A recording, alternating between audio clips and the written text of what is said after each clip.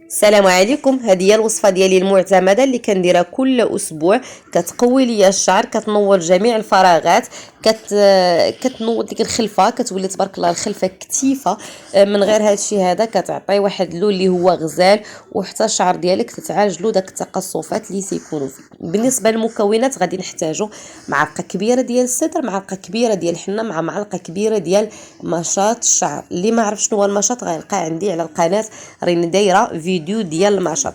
هادشي كله غادي نخلطو بالماء اللي غليت فيه البصله والخزامه.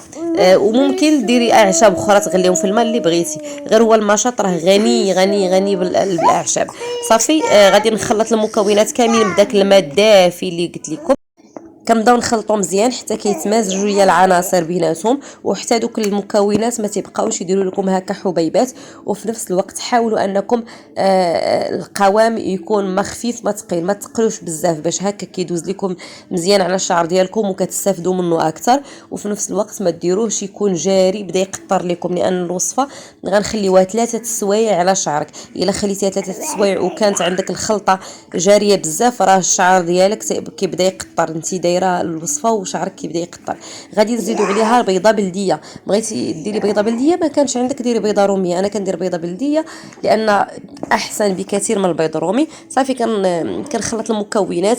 البيضه ديريها بالصفار ديالها وبالبيض، يعني ديري البيضه كامله. من بعد زيدي اي زيوت انت عندك. انا درت زيت ديال الازير ودرت زيت ديال الارغان. تقدروا ديروا زيت الكوك، تقدروا ديروا مثلا زيت لافوكا، زيت الزنجلان، تلوز، المهم اي زيت عندك، زيت الزيتون اللي بغيتي ديريه. صافي كنخلط المكونات. شوفوا كي كتولي داك الخليط كيتمازج بيناتهم.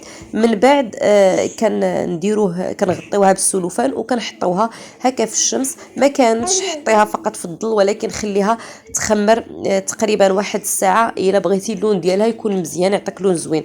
بالنسبه الا كنتي غتحطيها في الشمس. اما لا ما كانتش غتكون في الشمس، تقدري تخليها حتى ل3 سوايع ولا تبيتيها ليله كامله، هذا فقط على حسب اللون.